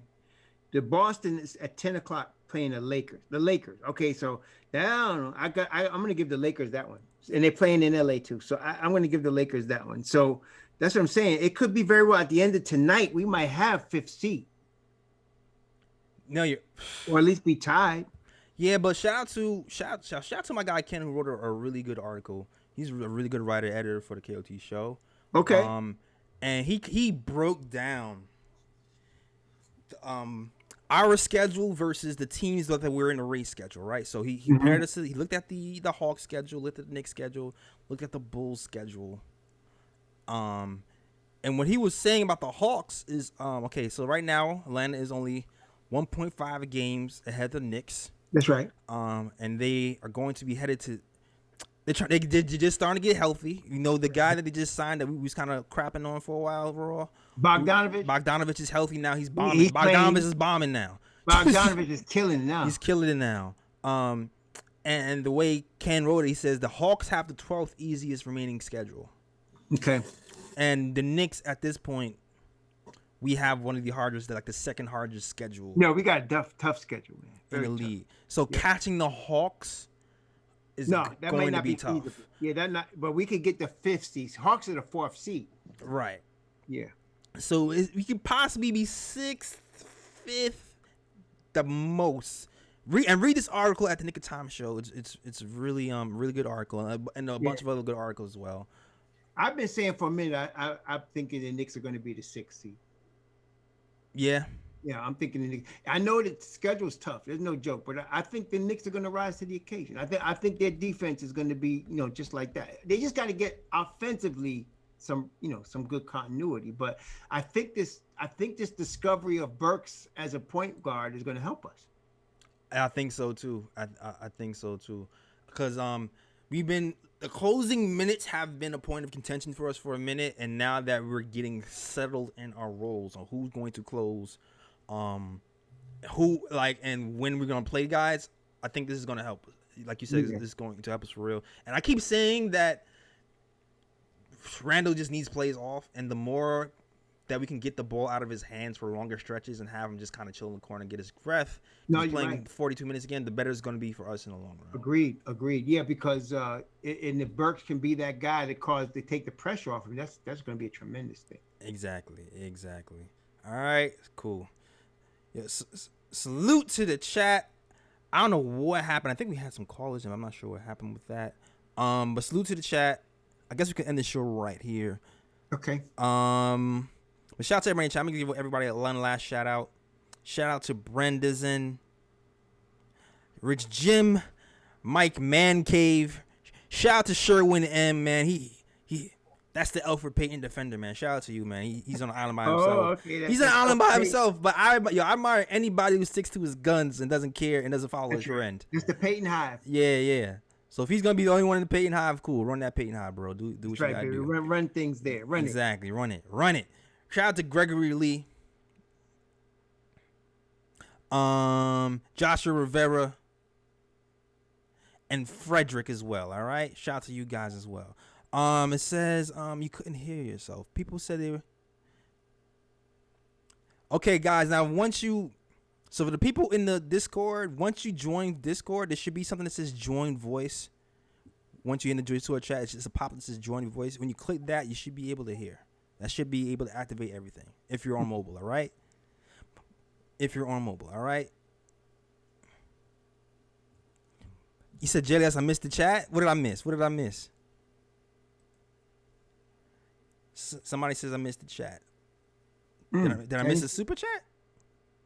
No, I don't think so. I've been watching too. But shout out to everybody who's watching.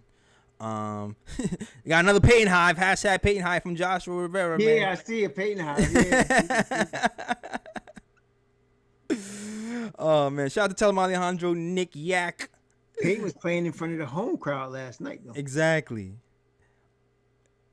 Brenda. I think we have somebody else trying to get in the queue, too, as well. So we'll see what's happening there. Larry Techno says, salute, TOT, good show. Salute to you as well, brother. Salute for sure. Someone said there was one super chat recently. I missed it?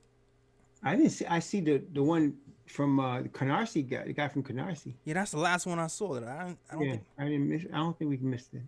I'm looking. Oh wait, we did. Wait, 96 till. Yeah, we did miss. We did miss. 96 till is the guy's name. Okay, all right. Yeah, that came through at the. I can see, but Okay, yeah, you'll read it for me, Raw, because I can't. I like the idea of Lonzo, but I don't know if he attacks enough to be the one. And I have questions on if he could be the primary ball handler in the half court. I see what you're saying. Okay, you know what? If there is a weakness from Lonzo, that is the weakness. He's not a guy who's a penetrator. He's gotten more aggressive. That's always been the thing where he has to work on that. He's gotten more aggressive, but you are right. He's not the guy. He's not the ball penetrator that Peyton is, that other point guards is. The thing about him is he's more of a spacing guy. He's gonna provide space. He's gonna play defense. Because he's a better shooter, far better shooter than Peyton is. Right, far better shooting Peyton is. He's worked on that skill. So you're right. That is the skill. But if we have other penetrators, if we have Randle to shoot to cause double teams, if RJ who likes to penetrate and dish. Right. No, I don't think we're gonna have a problem. He's not a what's his name? Lonzo's not a penetrator. He's not a finisher at the rim, but he is a good 3-point shooter. He really has become a really good 3-point shooter. So if they run zone on us, that's what we, Exactly. Like they've been doing. Yeah. Then we'll be fine. Then That's we'll right. be fine. All right. Oh, salute. Okay, hold on. We got our guy Ken in the chat. Yo, Ken is a writer Okay. for the KOT show. He's decided to join us. Nice. This is Ken's first time. So let me see. I don't see him, but welcome, Ken. I'm about to bring him into the room real quick. Okay. Now, Ken, you are now live into the room. I'll wait for you to set up. All right. So get yourself situated. Ken is one of the writers and editor of the KOT show. He's the guy who actually wrote the last piece on the setup and the Knicks schedule looking ahead. Okay. All right. All righty then. And Ken, just let me know. I hear some commotion in the background. Let me know when you're ready. And we ready to rock. All right, Ken? Hello? Hello. Sorry, hold on. I can't hear you too well. Hello? Hello. Hit the join stream button, Ken. All right. I'm on, finally. There you go. Hey. Long time. Shout out to Ken joining the chat. Can you hear me perfectly now? Yeah, I can hear you, man. Yo, Jay. So, excited. Finally figured out the Discord. I get to join the show. Heck yeah, So, man. Like I was telling Fritz, man, it's like, last week we all thought the season was, was fading into the lottery, Mm-hmm. and all of a sudden now, after losing 5 out of 6, I hear you guys talking about we might even be going for the 4th seed. Mm-hmm. So yeah, like I said, man, I'm just happy. Like I said, we all been positive. We haven't, listened to all the negativity, and like you said, this team is built. This team is, is built tough. Thanks to Coach Tibbs. Mm-hmm. And like I said, man, right now we're playing with house money. We're only supposed to win 23 games, and like I said, we're talking about going for the 4th seed. So like I said, it's exciting, and I can't wait for the rest of the season. The only thing is we got to start winning the next couple of games, because that end of season road trip out west is brutal. Yeah. It is brutal. That's murderer's row right there. Shoot. Right. Yeah. We got to play the LA teams, and I guess and we got to play Phoenix. So Basically, the top 6 in the West. Right. yeah, pretty much. So yeah, outside of Houston, man, and OKC and Houston, everything else is going to be brutal. So we got to rack up some wins now. So so we can secure that 6, at least get the 6th seed, and avoid the play-in games. I'm with you. I'm all about the 6 Yeah, game. I think they're going to do that. I think they're going to be able to do that. This stretch is so important because, I posted something on Twitter recently, and it was a super optimistic, best case scenario post. Because listen, we got the Dallas Mavericks coming up, right? And we owe them one, all right? For real. Oh, for real. We owe them one. This is a game that I want. But we have a lot. We have a stretch of about 4 or 5 games that are winnable. Mm-hmm. I think we have the Dallas Mavericks, right? Next, and then we have the Pelicans again, right? Then we have what is it? I think is it the Celtics? Let's see. I'll tell you. I think it's the Celtics and then the Hawks. Yeah, those are all winnable.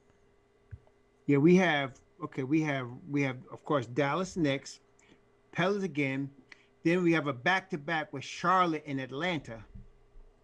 Oh, Charlotte. Yeah, Charlotte and Atlanta. And that's next Tuesday and Wednesday. And then we have Toronto, and then Phoenix. All of these are at home. Phoenix, and then we finish the month with Chicago. So this month. There's a lot of games. There's a lot of very winnable games this month. Well, after tomorrow, right? After tomorrow, we have 6 games in a row at home. Right. And then we start off May with 6 games in a row in Murderers Row in the West, out west. Right. So to me, we need to run it. We need to run it. We need to run it to get some cushion.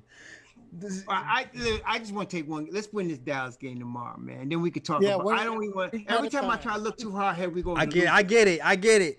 Let's win this Dallas game tomorrow, and then we could talk about what happens next. I get it. Yo, and don't even get started on the Dallas game last night. You saw that? Memphis. Man.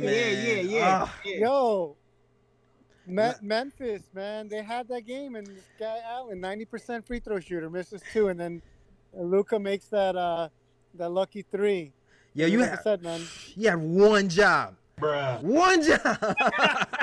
One job, Dallas. Yeah, one job. You couldn't do that. Yeah, because seriously, like Memphis is, they're up and coming. Triple J's coming back. Right. And Dallas, they're crying because they know if they don't get that 6th seed, they could easily lose to any of these teams in San Antonio, Memphis, Golden State. And then if that happens, we can get another lottery pick. And God knows we're due. We're due for some luck. We definitely due for some Especially luck. maybe if it's their pick, right? We'll have more luck than if it's our pick. So. Wait, do we get a lottery pick? I don't think we get a lottery pick unless they finish like 10th. Right? Because if they finish, that's 2023. If they get knocked out, if they lose, let's say they finish 7th. If they lose 7-8, right? And then they have to play the 9-10. 9-10, that team, the winner 9-10. If they lose that as well, then they go to the lottery. Is that the rule? Is that 100% the rule, or do you just? I thought the lottery is locked in once the season is over. It's pretty stupid. The 7-8 winner is in at 7. The loser plays the winner of 9-10 to see who can be the 8th seed. Right. I know that, but I'm talking about, does that, like, okay, the season is over. So in my mind, the season is over. Whoever is not in that top 8 is lottery. Yeah. It shouldn't. I don't. Does the lottery odds switch based on the play? I'm not sure if that makes sense. I don't think so, because you got the 5 worst teams in the West, right? And then you got the 5 worst teams in the East, and Dallas is going to have a better record than all of these guys. Right. So I'm gonna double check that. No, they'll still be in the lottery. Trust me, I looked it up when I was doing research for the article. Okay. Top 15. Top 15. All right, I'm gonna trust If it's Ken. top 15, then he's right. They're going to be in the lottery. I'm gonna trust Ken. He said he did the research. But if lottery is top 10, they won't be in the lottery. Right. All right. Okay. So I mean, that's the case. We end up getting a pick because they lose in the play, and that's. Yeah, we can get in the lottery, man. I mean, we could either get something or package it. For real, I'm with that. I'm definitely with that. Yeah. All right. So. Okay. All right. Yo, regardless, the odds will be low. But yeah, like I said, you get a lottery pick, you never know, and then you could always package it because we're not gonna stack up on young players, man. We're barely playing the guys we got. Yeah, exactly. There's no way Tibbs is gonna play 2 more rookies next year. Exactly. No, we're gonna end up packaging. You ain't no rookie point guard unless it's Cade Cunningham. And Oh, even then, Scott and them got to talk to him. It said, Tibbs, we want this kid to play. All right. Well, shoot. Faith for Cade still in effect. Let's go. Faith for Cade. There you go. Faith for Cade still in effect. If it's Cade, they'll play him. If it's Suggs, as if any other point guard in this draft is not playing next year. They're just not playing. I don't care who he is, Giddy or whoever. They're gonna be sitting. Tibbs don't play rookie point guard. He just don't. No, he doesn't. All right. He don't even like playing rookies. Look at Obi, man. Yeah. But Obi, man, I'm not even go there. I'm not even go there. But yo, salute to Ken. I got somebody else in the queue. Who's trying to get in? Yo, thanks for rocking first time on the channel, man. Shout out to you, Ken. Nice visit, Ken. Yeah, man. With the info Thank you, too. fellas. Appreciate it. All right, talk to you soon. All right, cool. Always good to have a writer who does the research on the. Shout out to the KOT writers, man. Yo, hit us up, man. Hit us up. It's gonna talk that talk. It's gonna let people know how knowledgeable you guys are. They're gonna be more inclined to read your stuff when you come on here and know what you're talking about. You know what I mean? Shout out to the KOT writers on the Knick of Time show. All right, giving me the info. Right. They make this show better sometime by the stuff they write. I'm like, oh, I learned something. You know? That's right. That's right. You know something. Yo, shout out to Hover05. He been trying to get in this Discord. His mic is not working or something. Oh.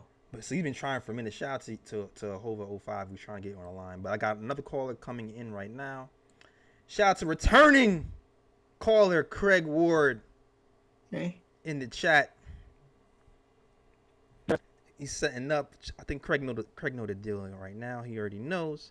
Sign in. I'm sorry, say it again? Yep. What's going on, Craig? Hey, what's going on, Jay Ellis? How are you, my friend? I'm good. Tell him what's your name, where you from? Tell the people. And let me know if you can hear Raw. I think you can. Yeah, it's Craig Ward. Started off in Poughkeepsie, New York, and then now moved down to Washington, D.C. That's where Raw is at right now, right? Yeah, in my neck of the woods. Can you hear me? Yeah, did you hear Raw just now? No, I can't hear Raw. Did you hit the join stream button? Yeah. Oh, what the heck?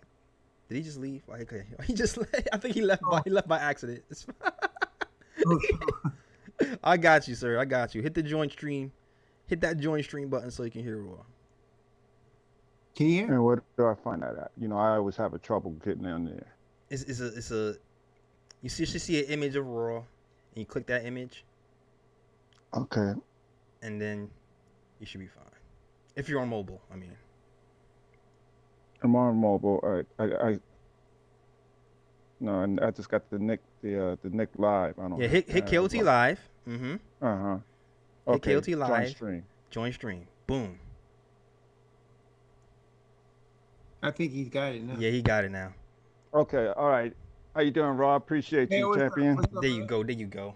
Hey, listen, because I watch your show often. In fact, every time you come on, and there's a few things that come into play. The first thing is, I remember you predicting that we should probably have like about 30 wins this season. Do you want to up that now? You want to up that more than 31 now? Absolutely. Well, we're looking good. Mid-season, I said that they're probably going to overperform that, but I still stuck with 31. Yeah. Right. And here's another thing too, because I was reading an article about, they said we should package up Toppin to get us a package deal for somebody. I'm not sure if it might even be for Alonzo or who it might be, but we should do that. We should do that for one. I'm not sure. It didn't specify as to who. It just says that we should package him up because, you know, he would do good on a contending team that might be going for a title or something like that. Okay. But when I heard that, I thought about some of the things you said, like the fact of how we do our rookies, and it takes us 4 years to develop a player into becoming a legitimate star or ball player. Right. And we as the Knicks organization, and that's talking about before Leon Rose, we would get somebody and as a rookie or what have you, package him up like we did when we tried to get Carmelo, and they end up on other teams and looking like shining stars. Right. Like, so we miss out on opportunities with having star players on our team to give them up for somebody that's really only going to keep for a couple of years in the first place. So it's like, you know what though? Why? Yeah. You know what the thing is? The thing is, this is the first time, Craig, where that other person who was a budding star ended up on our team. This is the first time where it's happened in reverse. That's true. You know, because he started out on the Lakers. They gave up on him too early. They did. And now he's on our team. Now, the thing is, it still might have been worth it for the Lakers because they end up getting a championship out of it, maybe more. So the thing is, sometimes it sucks, but sometimes giving up the good player is the right move because he will never reach the full potential on this team if there's a player in front of him. So even though we can see the potential in Obi, and he might be a really, really good player. The fact that Randle is here already and he has a time frame of maybe five or 6 more years minimum of being really good. Okay. It might be worth it to move him eventually. Just because he's only going to be really, maximum he might get 15 minutes a game. So it was a bad idea that we drafted him instead of Halliburton. I think so. Yeah. I think so. At hindsight, if we knew Randle was going to be what he is right now, it would have been better to go for another position in the need. I mean, Right, Obi because- was fourth. He was the fourth guy in my what I wanted. He was the fourth guy. I was for Obi, but I didn't think Randle was going to be this He was good. the fourth guy. I wanted Devin Vassell. I wanted Halliburton, and then there was Patrick Williams. I liked him too, and I also liked Halliburton. I liked the Coro as well. I liked the Coro. Right. But yeah, you spoke highly of that guy. Yeah.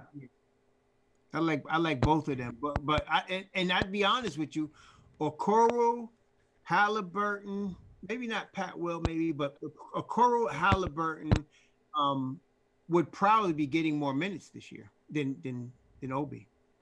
Yeah.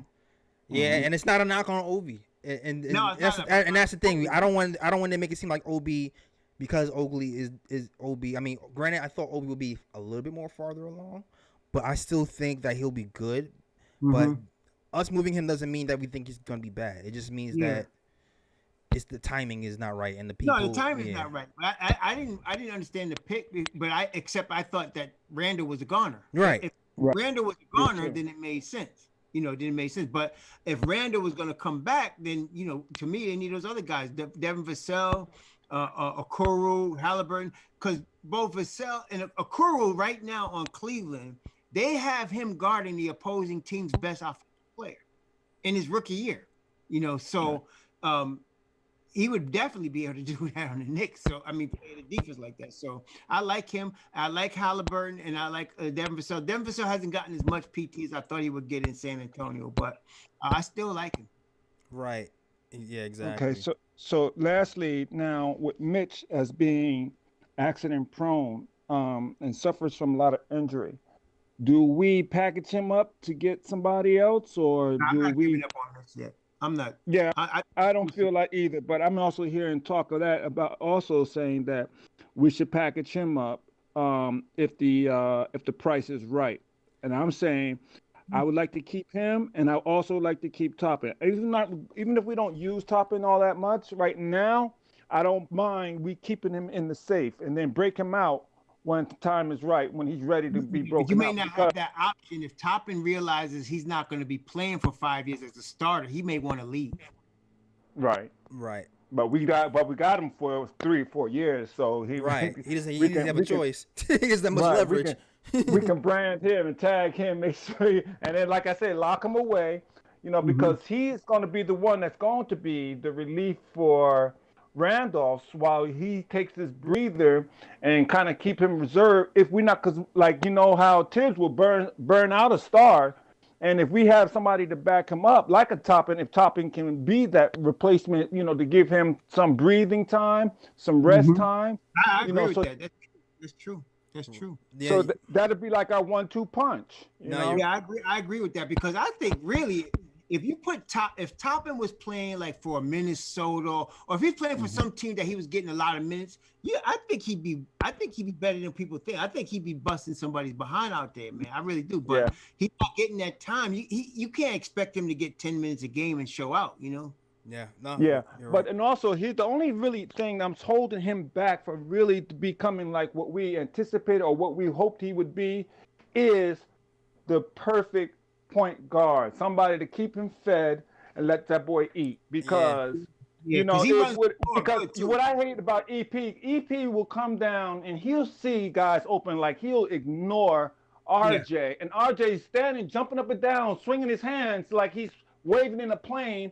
And EP will just turn his head and look for Randolph to pass it to him. Yeah. And it's like, okay, we know you guys played together, while you was in the Pelicans, but that time is over. You in New York now. Things is different. You got to look for other guys. You really do have to look for players. Yeah, yeah. So But that's where Lonzo comes in because Obi runs the floor so well. Lonzo would find him on those long court passes, man. Yeah, and his value would raise too. Like whether we want to keep him for longer or trade him, just having another point guard in here to make everybody look better is going to raise the value of everybody.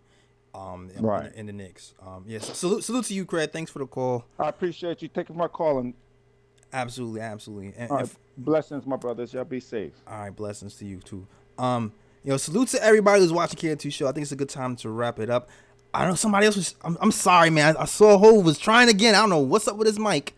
I don't know what's up with his mic. I salute you for trying, man.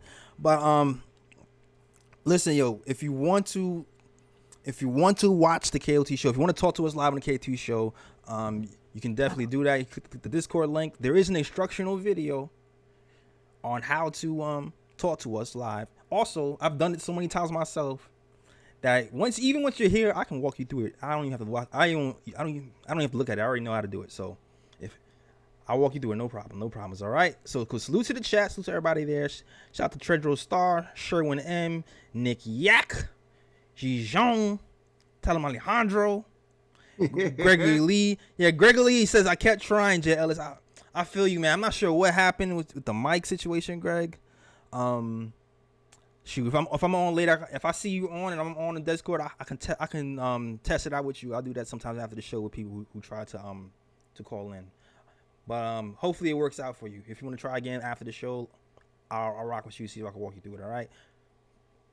Shout out to Junior Karoma, Josh H, Ron Cohen, Iller, Nuggy Fresh. Shout out to you, Lewis Amen. I saw Knicks verse in here earlier as well. And shout out to everybody who's rocking with the KOT Show. Thank you for all the super chats and support. All right.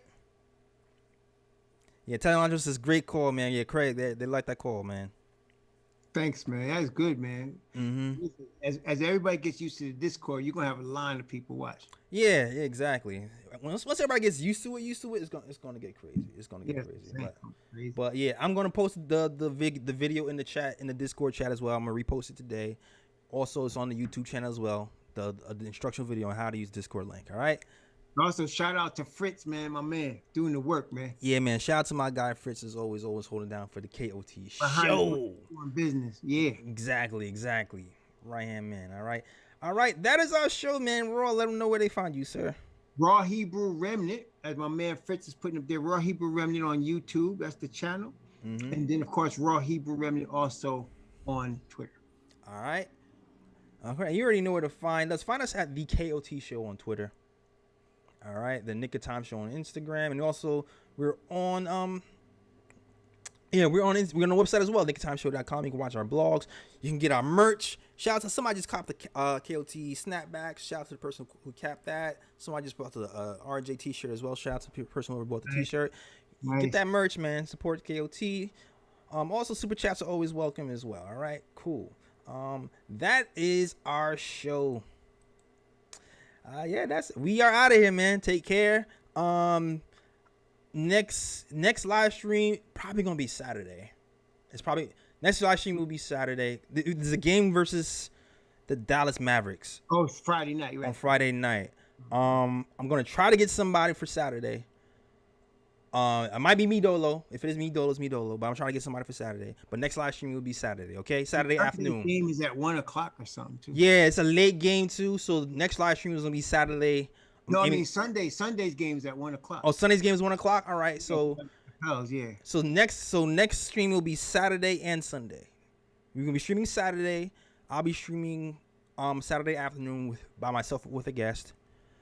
So look out for that, and then the stream after that will be Sunday with Raw.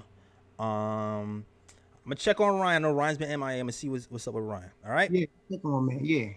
All right. That is our show.